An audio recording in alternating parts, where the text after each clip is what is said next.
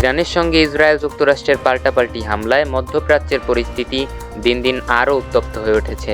এর প্রভাবে তেল ও গ্যাস সরবরাহে ব্যাঘাত ঘটায় বিশ্ব অর্থনীতিতে দেখা দিয়েছে অস্থিরতা।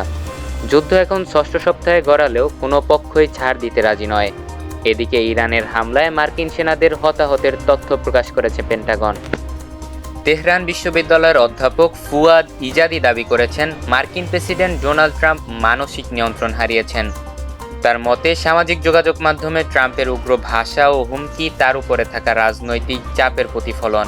এদিকে মার্কিন প্রতিরক্ষা দপ্তর পেন্টাগন জানিয়েছেন, এই সংঘাতে এখন পর্যন্ত 13 জন মার্কিন সেনা নিহত হয়েছেন এবং আহত হয়েছেন অন্তত 365 জন।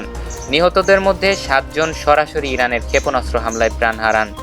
এর মধ্যে কুয়েতে ড্রোন হামলায় 6 জন এবং সৌদি আরবে প্রিন্স সুলতান বিমান ঘাঁটিতে আহত হয়ে 1 জন মারা যান। তবে ইরান দাবি করেছে, প্রকৃত হতাহতের সংখ্যা পেন্টাগনের দেওয়া তথ্যের চেয়েও অনেক বেশি।